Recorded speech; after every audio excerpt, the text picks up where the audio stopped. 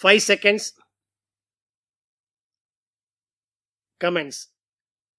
மாண்புமிகு பேரவைத் தலைவர் அவர்களே, எங்கள் ஊனோடும் உயிரோடும் கலந்துவிட்ட அன்னை தமிழ் மொழிக்கு எனது இனிய வணக்கத்தினை முதற்கண் தெரிவித்துக் கொள்கிறேன். மேதகு ஆளுநர் பேருரைக்கு நன்றி தெரிவிக்கும் தீர்மானத்தின் மீதான விவாதத்தில் கலந்து கொண்டு மாண்புமிகு உறுப்பினர்கள் தங்களது கருத்துக்களை எடுத்து வைத்திருக்கிறார்கள். இந்த ஆளுநர் உரையில் உள்ள நல்ல அம்சங்களை பாராட்ட வேண்டியவற்றை பாராட்டியும் அதில் உள்ள குற்றம் குறைகளை சுட்டிக்காட்டி அவற்றையெல்லாம் தீர்த்து வைக்க ஆவன செய்ய வேண்டும் என்ற அளவிலேயும் இங்கே உறுப்பினர்கள் தங்களது உரைகளை ஆற்றி இருக்கிறார்கள். அவர்கள் அத்தனை பேருக்கும் எனது நன்றியினை தெரிவித்துக் கொள்கிறேன். ஒரு காலத்தில் வடக்கு வாழ்கிறது, தெற்கு தேய்கிறது என்று நாம் முழங்கினோம். இன்று தெற்கு வளர்கிறது, வடக்கிற்கும் சேர்த்து தெற்கு வாரி வழங்குகிறது என்ற அளவுக்கு நாம் வளர்ந்துள்ளோம். இத்தகைய தகுதியும் பெருமையும் தமிழ்நாட்டிற்கு சாத்தியமானது இந்த நல்லாட்சியால்தான் என்பதை இங்கே நான் சுட்டிக்காட்ட விரும்புகிறேன். ஆட்சி என்பது வெறும் அதிகாரம் அல்ல, கொள்கையை செயல்படுத்தும் களம். இதன் அடிப்படையில் எல்லாருக்கும் எல்லாம் என்ற கருத்தியலை அடிப்படையாக கொண்டு இந்த ஆட்சி நடைபெற்று கொண்டிருக்கிறது.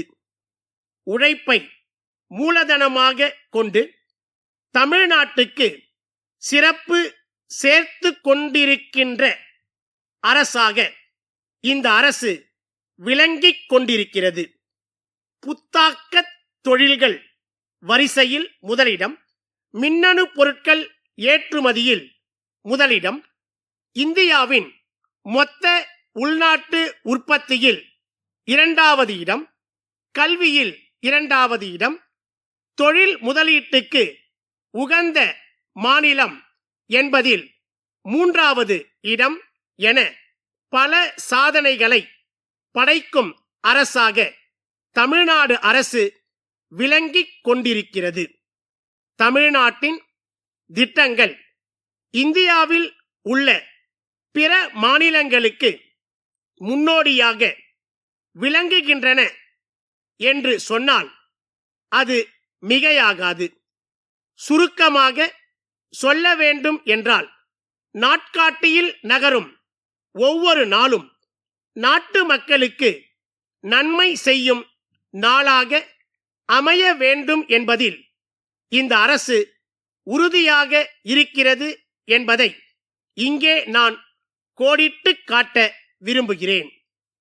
மாண்புமிகு எதிர்க்கட்சி தலைவர் அவர்கள் மெட்ரோ ரயில் பணிகள் தொடர்பாக ஒரு கேள்வியை எழுப்பி இருந்தார். மெட்ரோ ரயில் திட்டத்திற்கான அனைத்து பணிகளும் தற்போது தொடங்கப்பட்டு நடைபெற்று வருகின்றன என்பதையும், இதற்கான முழு தொகையும் மாநில அரசின் நிதியில் இருந்தும் மாநில அரசு வாங்கும் கடன் தொகையில் இருந்தும் செலவழிக்கப்பட உள்ளது என்பதை மாண்புமிகு எதிர்க்கட்சி தலைவர் அவர்களுக்கு எடுத்து கூற கடமைப்பட்டிருக்கிறேன். ஆதி திராவிடர், பிற்படுத்தப்பட்டோர், மிகவும் பிற்படுத்தப்பட்டோர் மற்றும் சீர் மரபினர் சமூகத்தை சேர்ந்த மக்கள் மதம் மாறினால் அவர்களுக்கு இடஒதுக்கீடு வழங்கப்படுவதில்லை என்ற ஒரு கருத்தினை மாண்புமிகு உறுப்பினர் அவர்கள் இங்கே சுட்டிக்காட்டினார். இந்த கோரிக்கை கனிவுடன் பரிசீலனை செய்யப்பட்டு விரைவில் ஆவண செய்யப்படும் என்பதை தெரிவித்துக் கொள்கிறேன். கோயம்புத்தூர் ஒப்பனக்கார வீதியில் உள்ள கிரி சகோதரர்கள் நிறுவனத்தின் உரிமையாளர், மதுரை மேல வீதியில் உள்ள தாமோதரன் நிறுவனத்தின் உரிமையாளருக்கு எழுதிய கடிதம்.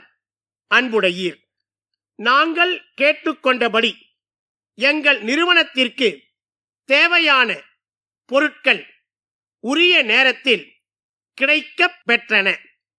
எங்களுக்கு அனுப்பப்பட்ட பொருட்களை திறந்து பார்க்கும்போது அதற்குள் நாங்கள் கோராத வேறு பொருட்களும் அதில் இருந்ததை கண்டு நாங்கள் அதிர்ச்சியுற்றோம். உங்களின் வேறொரு வாடிக்கையாளருக்கான பொருட்களும் தவறுதலாக எங்களுக்கு அனுப்பப்பட்டுள்ளதாக நினைக்கிறோம். அந்த வாடிக்கையாளரின் முகவரியை எங்களுக்கு அனுப்பினால் அவற்றை அந்த வாடிக்கையாளருக்கு அனுப்ப நாங்கள் தயாராக இருக்கிறோம். இல்லையெனில் தாங்கள் விருப்பப்பட்டால் அவற்றை தங்களுக்கே அனுப்பி விடுகிறோம்.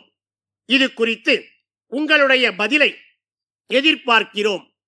இத்துடன் தாங்கள் எங்களுக்கு அனுப்பியுள்ள பொருட்களின் விலைக்கான காசோலையை இணைத்துள்ளோம். தற்போது எங்களுக்கு எரிவாயு அடுப்புகள் மற்றும் காஃபி வடிகட்டிகள் மிக அவசரமாக தேவைப்படுகின்றன. அவற்றை உடனடியாக எங்களுக்கு அனுப்பி தருமாறு தங்களை அன்புடன் கேட்டுக்கொள்கிறேன். தங்கள் நம்பிக்கையுள்ள